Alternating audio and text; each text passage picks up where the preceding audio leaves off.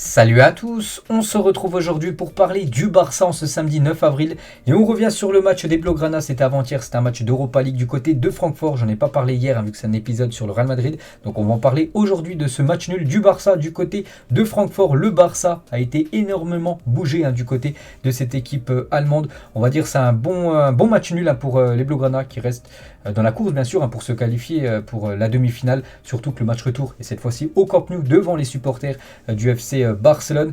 Donc Knouf buteur côté Francfort avant que Ferran Torres égalise à la 66e minute. On peut voir les stats du match, c'est que le Barça a eu plus comme d'habitude la possession de balles, mais c'est l'équipe de Francfort pour moi qui a eu les plus grosses occasions. Francfort, c'est vrai que pour moi les gars auraient même mérité de gagner cette rencontre. C'est pour ça que voilà, on va pas se plaindre de ce match nul. Il y a le double de tirs quand même côté allemand que côté espagnol. Et on peut voir la une, c'était hier, un journal Mono Deportivo, réaction à temps, vu que bien sûr le Barça perdait 1-0, mais ils ont quand même réussi à revenir à un partout. Et du coup, avec ce nouveau match, sans perdre, le Barça a prolongé sa séquence sans défaite à 14 matchs, toutes compétitions confondues sans défaite. C'est énorme comme cette magnifique série de 14 matchs sans perdre. Xavi en conférence de presse à la fin du match, donc il était bien sûr un peu déçu, surtout par rapport au niveau de jeu de son équipe qui était flamboyante sur ces dernières semaines. Il a dit le terrain n'était pas en parfait état et n'a pas facilité notre jeu. Nous n'avons pas bien joué en attaque aujourd'hui et nous n'avons pas bien arrêté leur contre-attaque. Nous savions qu'ils étaient un adversaire délicat. Ils ont éliminé le Betis Séville au tour précédent.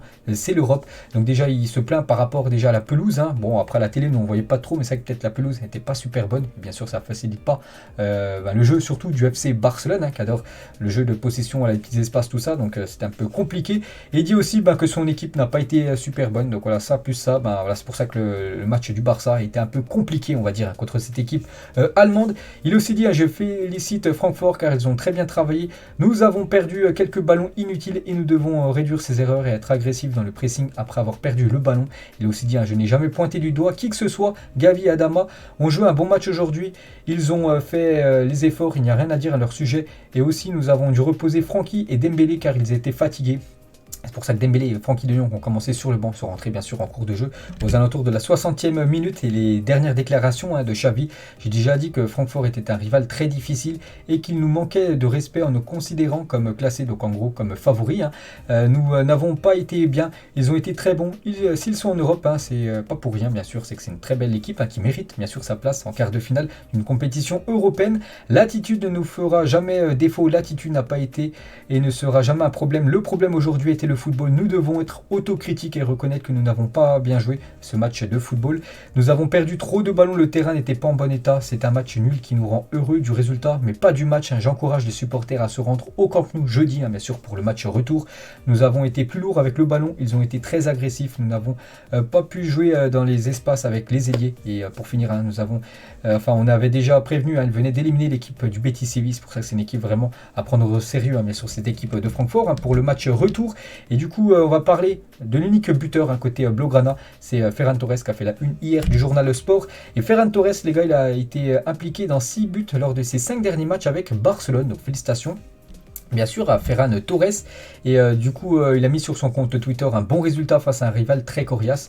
Le Camp Nou aura le dernier mot, nous comptons bien sûr sur vous, sur les supporters du Barça pour se déplacer, pour venir soutenir bien sûr l'équipe jeudi pour ce match retour. Et Ferran Torres il a dit gagner l'Europa, nous sommes le Barça et nous nous battrons pour tous les titres. Il a aussi dit nous savions que ce serait un adversaire coriace, le stade n'était pas dans les meilleures conditions, cependant nous essayerons de nous qualifier au match retour. Il a aussi dit mon but c'était un bon but. Nous avons été patients, nous avons bougé d'un côté à l'autre et j'ai pu combiner avec Frenkie de Jong pour faire cette combinaison sur ce magnifique but. Voilà, double 1-2 bien sûr. Et voilà, ça allait trop vite tout simplement pour la défense de Francfort. Quelques autres photos de Ferran Torres les gars lors de ce match contre l'équipe de Francfort. On peut voir Ferran Torres cette fois-ci avec Frenkie de Jong, l'un passeur des l'autre buteur bien sûr. On va parler maintenant un petit peu de Frenkie de Jong. Donc il a commencé sur le banc, lui et Dembélé. Je vous ai dit Xavi a dit qu'ils étaient un peu fatigués, c'est pour ça qu'il a voulu les faire souffler. Donc dès qu'ils sont entrés en jeu, ça a été mieux côté FC Barcelone. Ils sont entrés en jeu à la 62e minute et à la 66e minute exactement 4 minutes après. C'est Dembélé qui percute sur le côté, qui rentre dans l'axe, passe pour, je crois c'est Pedri fait la passe après pour Frenkie de Jong, après la 1-2, avec tout simplement, Ferran Torres pour le but juste après. Donc bien sûr ils ont été importants les deux joueurs qui sont rentrés en cours de jeu. Et Frenkie de Jong les gars, donc avec ce match, donc un nouveau match européen pour lui. Donc il a fêté déjà son 50e match européen avec une passe décisive.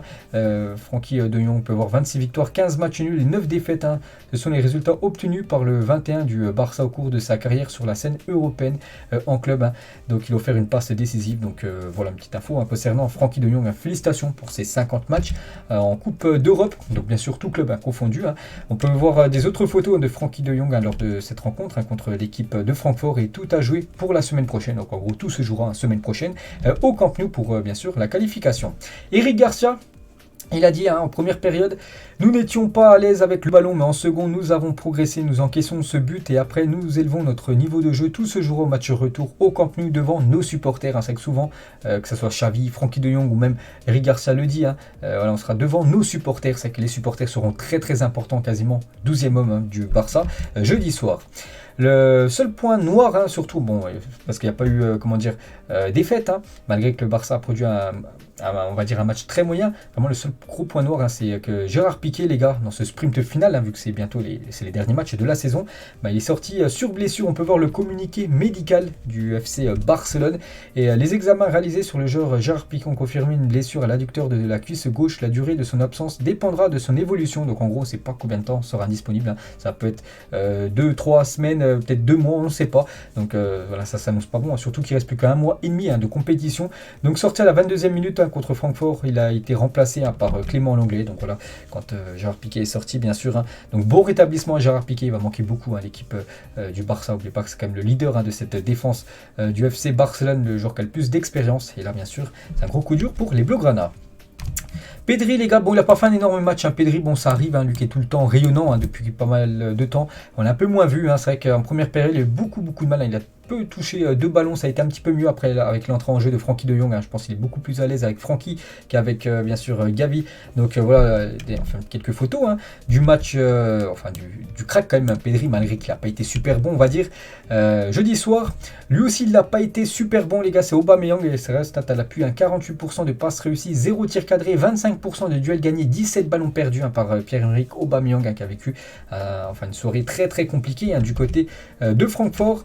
On va parler de Gavi, les gars. Donc Gavi a joué à peu près 60 minutes. Il a été remplacé après par Frenkie de Jong. Quelques photos de Gavi. Regardez les gars cette photo. Regardez son pied gauche, bien sûr. Je zoome. Et voilà, il a encore joué bien sûr les lacets d'effet. Comme d'habitude, c'est sa spécialité pour le jeune Gavi. On va parler d'Adama Traoré. Lui aussi n'a pas été super bon, Adama Traoré. Donc voilà, bon, il a été remplacé par Ousmane Dembélé, qui a été décisif, avec une passe qui amène à un but, quelques minutes après son entrée en jeu. Bon voilà, quelques photos de Adama Traoré, Ousmane Dembélé, les gars, bien sûr, bien esselés, ils ont compris, l'équipe de Francfort, que c'était quasiment le danger numéro 1 en attaque. Après qu'il soit entré en jeu, on peut voir aussi les nombreux supporters Blaugrana qui ont fait le long déplacement de Barcelone à Francfort pour aller soutenir le club. Et on peut voir dans le journal Sport, tout simplement, c'est la version d'hier, les notes qu'ils ont attribuées ce journal à tous les joueurs. Ter Stegen par exemple une note de 5, Araujo une note de 6, la plus haute note c'est Ferran Torres, le buteur, une note de 7. On peut voir, tout le monde a au moins 5, voilà, tout le monde a au moins 5, même Clément Lenglet qui rentre en cours de jeu, Dembélé 6 pour les 20 minutes qu'il a joué, les 30, et Frenkie de Jong une note de 7 vu qu'il a été passeur des. Aubameyang 5, ils ont été gentils comme le journal Sport, Aubameyang, voilà, ça méritait 4, voilà, pour moi 4 c'est un match insuffisant, je le vois pas une note de 5, c'est très très gentil de la part de ce journal espagnol, où tout le monde est à la moyenne d'après ce journal. Et devant un Camp Nou et nos supporters, le jeudi 14 avril prochain, donc là à 21h, nous irons chercher notre qualification demi-finale de l'Europa League. Donc bien sûr, tout reste jouable, c'était seulement la première manche. Maintenant, c'est le match retour, c'est le dernier match, on va dire, pour ces quarts de finale. Et là, bien sûr, il faudra s'imposer. N'oubliez pas que le Barça, 16e, 8e et quart, là de nouveau, à chaque fois ils ont concédé le match nul lors du match aller, puis ils se sont imposés au match retour, que ce soit en 16e contre Naples, en 8e contre l'équipe du Galatasaray, pas chaque fois nul, ensuite victoire, donc là c'est la même chose, match nul, donc ce qui voudrait dire victoire les gars lors du match retour.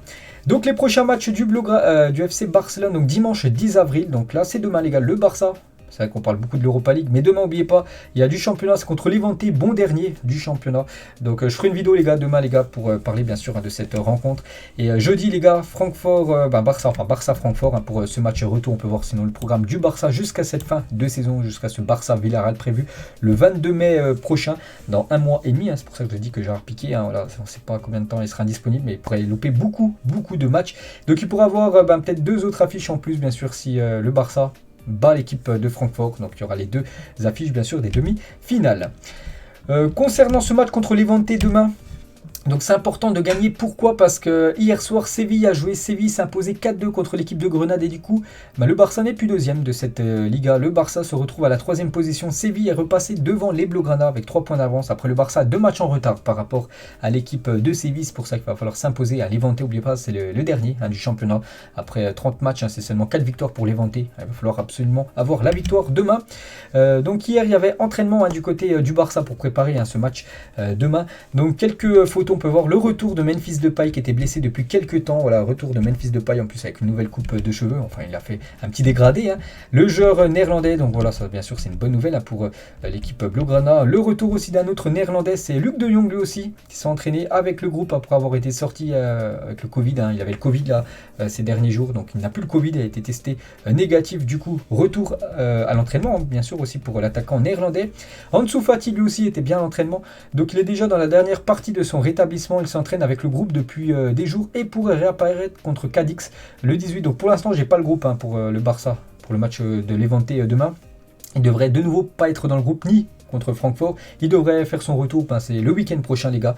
Le Barça reçoit l'équipe de Cadix et là il devrait être de retour enfin Ansu Fati. Les autres photos de l'entraînement, on peut voir Ter Stegen, Aubameyang ou même le premier, je crois c'est Araujo, le premier, on voit la moitié de son visage et là aussi en mode étiré. Voilà, il faut s'étirer, bien sûr c'est bien de s'entraîner, mais il faut aussi s'étirer bien sûr lors de l'entraînement. Et Xavi les gars, voilà Xavi bien sûr qui prépare ce match contre Levante demain. Et le club les gars, donc le club a demandé aux abonnés qui ne peuvent pas se rendre à certains matchs de céder leur place pour qu'elle soit revendue par la suite et donc permettre de remplir un peu plus le Camp Nou. Ceux qui acceptent ont la possibilité de participer à des tirages pour gagner des cadeaux. Donc pourquoi les gars ça? C'est vrai qu'il y a donc le match contre Séville là, il y a quelques jours, il n'y avait plus de billets à vendre. Normalement c'était guichet fermé et on peut voir qu'il y avait quand même beaucoup de places libres. Donc la preuve par exemple pour Barça Séville, toutes les places disponibles ont été vendues. Donc le match se joue à guichet fermé. Donc mais il n'y avait que 74 000 personnes dans le stade, alors que le stade a une capacité de plus de 99 354 places. Donc il y avait quasiment, on va dire, plus de 22 000 places libres. Donc pourquoi? C'est tout simplement les gens qui sont peut-être abonnés ou qui avaient une place, mais qui ne sont pas venus bien sûr au stade. Donc beaucoup ne peuvent pas se rendre au stade à tous les matchs. Et donc des sièges se restent libres les jours de match. C'est pour ça que le Barça aimerait que ces personnes qui ne peuvent pas venir au stade, mais qui ont des billets, puissent revendre les billets. Voilà, tout simplement à des autres gens. Et voilà, pour garnir un petit peu plus les travées du Camp Nou. Donc voilà une petite info, la demande spéciale, on va dire, du Barça à ses supporters. La une du journal sport aujourd'hui, unico, donc unique tout simplement, et c'est Dani Alves qui fait cette une aujourd'hui. Donc il a visité la sport tout simplement. Et la une du journal Mundo Deportivo, toujours avec Alves, le 0-4 au Bernabeu aurait pu être bien pire pour lui. Voilà, le Barça aurait pu mettre plus de buts à l'équipe du Real Madrid lors de ce Classico, bien sûr, qui s'est joué il y a déjà quasiment un mois. Et Dani Alves, les gars, Haaland ou Mbappé au Barça. Donc je ne ferai pas de folie pour Haaland. Honnêtement, je ne dépenserai pas beaucoup d'argent pour lui. Je dépenserai beaucoup d'argent pour Mbappé, mais pas pour Haaland. Donc voilà, s'il avait le choix entre les deux, il préférait quand même le joueur français que le joueur norvégien. Voilà ce que dit Dani Alves dans ce journal, Mundo Deportivo. Il a aussi dit, Gavi et Pedri sont deux joueurs qui peuvent marquer une époque dans le football comme Xavi et Iniesta l'ont fait en raison de leur qualité, de l'attitude qu'ils ont. Ils ont tout pour réussir du côté du Barça, et surtout ils sont très très jeunes. L'un a 17 ans, l'autre a seulement 19 ans. Ils n'ont même pas 20 ans les deux. Et bien sûr, vu ce qu'ils montrent déjà actuellement, c'est de futurs très grands joueurs. Toujours avec Pedri, pour moi Pedri peut marquer plus de buts que Xavi et Iniesta. Il fait de bons tirs en dehors de la surface. Il s'améliore beaucoup dans cet aspect. La preuve avec ce match. Dernier coup je crois que c'était contre Séville, où il avait marqué bien sûr un but lointain. C'est vrai qu'il tire souvent de loin Pedri, ce que Iniesta ou même Xavi ne faisait faisait très très peu à l'époque. Donc ça peut être une nouvelle donnée en plus, bien sûr, pour le jeune Pedri. Et toujours avec Dani Alves sur Pedri à un autre niveau. C'est sensationnel de l'avoir comme coéquipier. Je n'aime pas le comparer à quelqu'un d'autre. Iniesta est Iniesta. Pour moi, Pedri n'est pas Xavi ou Iniesta, c'est un mélange des deux. En gros, voilà ce que dit Dani Alves. Et j'insiste, il est difficile de trouver une génération de jeunes joueurs aussi talentueux que celle que nous avons au Barça, car ils ont tous des profils très différents, bien sûr. Les jeunes, Barça, on a parlé de ces deux-là. Il y a aussi Nico Gonzalez qu'on peut parler en très jeune joueur. Ansu Fati aussi, qui est ailier, et bien sûr un crack du football. Donc ça, qu'il y a une génération dorée du côté de Barcelone. Toujours avec Dani Alves, Araujo peut être un grand leader dans le vestiaire lorsque les vétérans partiront. Des joueurs comme lui devront intervenir en gros en tant que joueur cadre. Donc les vétérans, donc en gros les joueurs cadres à l'époque comme Alba, comme Busquets, voilà tous ces joueurs, ou même Piqué bien sûr, elles vont bientôt prendre leur retraite. Donc après, il va falloir trouver des nouveaux cadres et ça pourrait être Araujo. D'après Dani Alves, il a aussi dit Araujo, c'est un joueur crucial dans l'équipe. Toutes les équipes devraient avoir des joueurs qui lui ressemblent, des joueurs avec de la force et du caractère. Pour lui, c'est naturel. Donc voilà les belles déclarations de Dani Alves. C'est une photo de Dani Alves, les gars. Donc c'est vrai que sous son masque, c'est bien lui, les gars. C'est bien le joueur brésilien en mode de piscine. Donc une petite photo insolite. On va parler un petit peu de transfert et Trincao, les gars, joueur du Barça prêt à Wolverhampton. Il pourrait quitter Wolverhampton et aller du côté du Sporting. Trincao est une véritable option pour le club. Il veut jouer la Ligue des Champions et relancer sa carrière au Sporting. Du coup, le Barça, cette fois-ci, le vendrait définitivement. Et ce serait pas un prêt. Donc, affaire à suivre. On peut voir 3 joueurs, les gars, qui devraient être vendus. Donc, Mingueza, l'anglais, et Umtiti pourrait quitter le FC Barcelone dès cet été. Bon, ça qui joue très très peu. L'anglais a joué, il a joué avant-hier, vu que, Gérard Piqué s'est blessé. Mais Mingueza et Umtiti, on les voit plus du tout jouer. Donc, voilà, il y a 3 départs qui s'annonce du côté de Barcelone. Concernant Depay, retour, je vous ai montré hier à l'entraînement. Donc lui aussi, c'est pas sûr qu'il reste du côté du Barça. Donc Newcastle serait prêt à offrir 45 millions d'euros pour Memphis. Everton et Arsenal sont aussi intéressés, mais à un montant inférieur. Il y a aussi Lyon qui est intéressé sur un potentiel retour de Memphis Depay du côté du championnat français. On va parler de Araujo, qu'on a parlé là il y a quelques secondes. Et concernant sa prolongation, donc les documents pour la prolongation d'Araujo sont bientôt prêts. Contrat jusqu'en 2026 et clause à 1 milliard d'euros, bien sûr, pour le futur contrat de Araujo. Et la méthode de Ferran Torres pour conserver Ousmane Dembélé au Barça. Je kidnapperai Dembélé pour Barcelone. Il n'y a pas meilleur club pour lui. Vraiment, il conseille à Kylian Mbappé, pas du tout. Ousmane Dembélé de prolonger son aventure du côté du FC Barcelone. On va finir aujourd'hui, les gars, avec une info sur une question plutôt sur Dembélé. Pas d'accord de prolongation pour l'instant, toujours. Voilà, c'est toujours en stand-by. Libre au 30 juin, mais très performant sur le terrain et encensé sportivement par son club. Selon vous, que doit faire Ousmane Dembélé? Donc, si vous êtes le joueur, vous feriez quoi? Prolonger au Barça ou quitter librement le club pour aller dans un autre club et toucher bien sûr une grosse prime à la signature, peut-être un plus gros salaire, ou rester du côté du Barça. Donc pour vous, que doit faire tout simplement Ousmane Dembélé pour son futur? Donc voilà les gars, la fin de cet épisode. J'espère que ça vous a plu. On se retrouve demain. De nouveau, on parlera cette fois-ci du FC Barcelone avec encore beaucoup d'infos. Allez, ciao à tous.